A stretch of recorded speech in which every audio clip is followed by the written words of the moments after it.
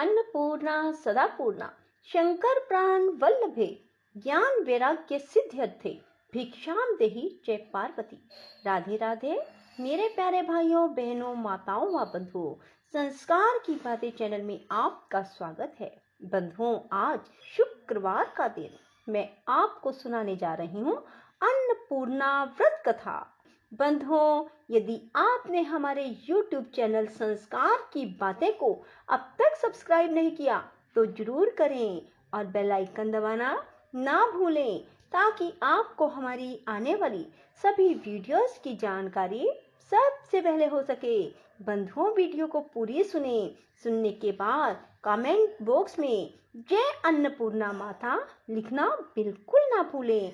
बोलो अन्नपूर्णा माता की जय हो। एक समय की बात है, काशी निवासी धनंजय की पत्नी का नाम सुलक्षणा था। उसे अन्य सब सुख प्राप्त थे, केवल निर्धनता ही उसके दुख का कारण थी। यह दुख उसे हर समय सताता था। एक दिन सुलक्षणा अपने पति से बोली, स्वामी, आप कुछ उद्यम करो तो काम चले, इस प्रकार कब तक काम चलेगा। सुलक्षणा की बात धनंजय के मन में बैठ गई और वह उसी दिन विश्वनाथ शंकर जी को प्रसन्न करने के लिए बैठ गया और कहने लगा, हे देवादिदेव विश्वेश्वर, मुझे पूजा पाठ कुछ नहीं आता, केवल तुम्हारे भरोसे बैठा हूँ। इतनी विनती करके वह 2-3 दिन भूखा प्यासा बैठा रहा। यह देखकर भगवान शंकर ने उसके कान में अन्नपूर्णा अन्नपूर्णा अन्नपूर्णा इस प्रकार 3 बार कहा। यह कौन क्या कह गया, इसी सोच में धनंजय पड़ गया कि मंदिर से आते हुए ब्राह्मणों को देखकर पूछने लगा, पंडित जी, अन्नपूर्णा कौन है। ब्राह्मणों ने कहा, तू अन्न छोड़ बैठा है, सो तुझे अन्न की ही बात सूझती है। जा, घर जाकर अन्न ग्रहण कर। धनंजय घर गया, स्त्री से सारी बात कही। वह बोली, नाथ, चिंता मत करो, स्वयं शंकर जी ने यह मंत्र दिया है, वे स्वयं ही इसका खुलासा भी करेंगे। आप फिर जाकर उनकी आराधना करो। धनंजय फिर जैसे के तैसा पूजा में बैठ गया। रात्रि में शंकर जी ने आज्ञा दी, कहा, तू पूर्व दिशा में चला जा। वह अन्नपूर्णा का नाम जपता जाता, रास्ते में फल खाता जाता, झरनों का पानी पीता जाता। इस प्रकार कितने ही दिनों तक चलता गया। वहां उसे चांदी सी चमकती वन की शोभा देखने में आई, सुंदर सरोवर देखने में आया। उसके किनारे कितनी ही अप्सराएं झुंड बनाए बैठी थी, एक कथा कहती थी और सब माँ अन्नपूर्णा इस प्रकार बार बार कहती थी। यह अगहन मास की उजियारी रात्रि थी। आज से ही व्रत का आरंभ था। जिस शब्द की खोज करने वह निकला था उसे वहां सुनने को मिला। धनंजय ने उसके पास जाकर पूछा, हे देवियों, आप यह क्या करती हो। उन सब ने कहा, हम सब माँ अन्नपूर्णा का व्रत करती हैं। व्रत करने से क्या होता है, यह किसी ने किया भी है, इसे कब किया जाए, कैसा व्रत है और इसकी क्या विधि है, मुझसे भी कहो। वे कहने लगी, इस व्रत को सब कोई कर सकते हैं। 21 दिन तक के लिए 21 गांठ का सूत का धागा लें। 21 दिन यदि ना बने तो एक दिन उपवास करें। यह भी ना बने तो केवल कथा सुनकर प्रसाद लें। निराहार रहकर कथा कहें। कथा सुनने वाला कोई ना मिले तो पीपल के पत्तों को रख, सुपारी या गुवार पाठा के वृक्ष को सामने कर, दीपक को साक्षी कर, सूर्य, गाय, तुलसी या महादेव को बिना कथा सुनाए मुख में दाना ना डालें। यदि भूल से दाना पड़ जाए तो एक दिवस फिर उपवास करें। व्रत के दिन क्रोध ना करें, झूठ ना बोलें। धनंजय बोला, इस व्रत के करने से क्या होगा, वे कहने लगी, इसके करने से अंधों को नेत्र मिले, लूलों को हाथ मिले, निर्धन के घर धन आए, बांझी को संतान मिले, मूर्ख को विद्या आए। जो जिस कामना से व्रत करे, माँ उसकी इच्छा पूरी करती हैं। वह कहने लगा, बहनों मेरे भी धन नहीं है, विद्या नहीं है, कुछ भी तो नहीं है। मैं तो दुखिया और दरिद्र ब्राह्मण हूँ, मुझे इस व्रत का सूत दोगी? हाँ भाई, तेरा कल्याण हो, तुझे देंगी, ले इस व्रत का मंगल सूत्र ले। धनंजय ने व्रत किया, व्रत पूरा हुआ। तभी सरोवर में से 21 खंड की स्वर्ण सीढ़ी हीरा मोती जड़ी हुई प्रकट हुई। धनंजय जय अन्नपूर्णा कहता जाता इस प्रकार कितनी ही सीढ़ियां उतर गया। क्या देखता है, करोड़ों सूर्यों के समान अन्नपूर्णा का मंदिर है। उसके सामने स्वर्ण सिंहासन पर माता अन्नपूर्णा विराजमान है। सामने भिक्षा हेतु भगवान शंकर खड़े हैं। देवंगनाएं चवर डुलाती हैं, कितने ही हथियार बांधे पहरा देती हैं। धनंजय दौड़कर जगदम्बा के चरणों में गिर गया। देवी उसके मन का क्लेश जान गई।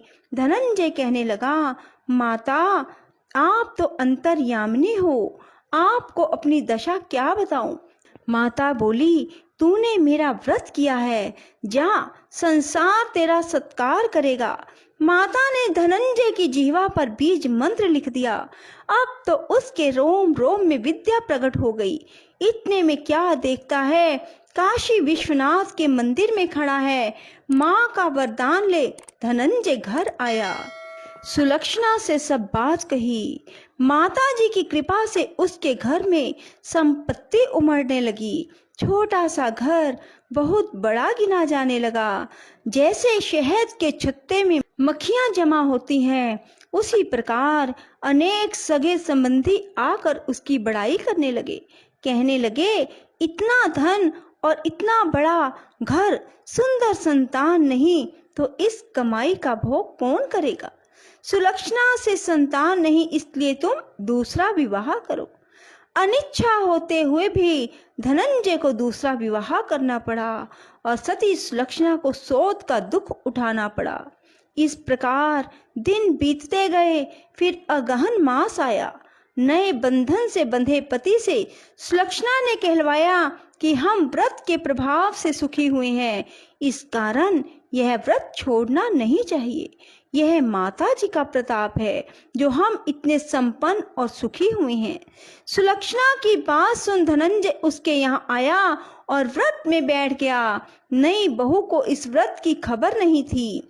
वह धनंजय के आने की राह देख रही थी। दिन बीतते गए। व्रत पूरे होने में 3 दिवस बाकी थे कि नई बहू को खबर मिली। उसके मन में ईर्ष्या की ज्वाला दहक रही थी। सुलक्षणा के घर आ पहुंची और उसने वहां भगदड़ मचा दी। वह धनंजय को अपने साथ ले गई।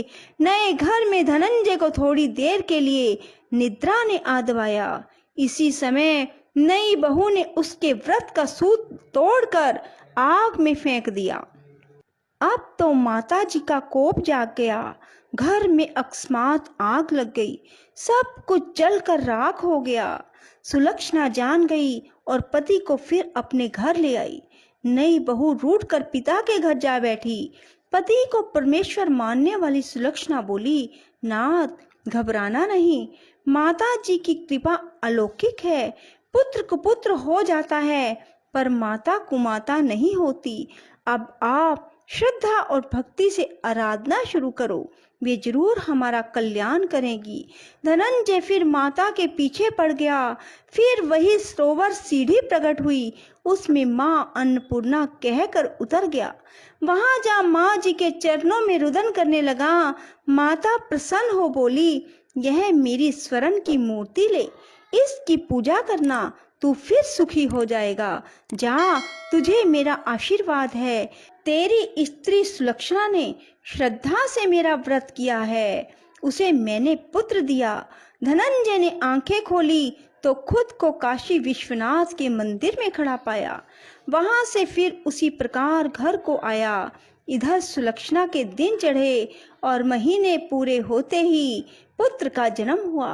गांव में आश्चर्य की लहर दौड़ गई, मान्यता आने लगी। इस प्रकार उसी गांव के निसंतान सेठ के पुत्र होने पर उसने माता अन्नपूर्णा का मंदिर बनवा दिया। उसमें माताजी धूमधाम से पधारी, यज्ञ किया और धनंजय को मंदिर के आचार्य का पद दे दिया।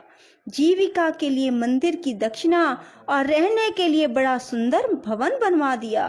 धनंजय स्त्री पुत्र सहित वहां रहने लगा। माता जी के चढ़ावे में भरपूर आमदनी होने लगी। उधर नई बहू के पिता के घर डाका पड़ा, सब लुट गया। वे भीख मांगकर पेट भरने लगे। सुलक्षणा ने यह सुना तो उन्हें बुला भेजा और अलग घर में रख दिया और उसके अन्न वस्त्र का प्रबंध किया।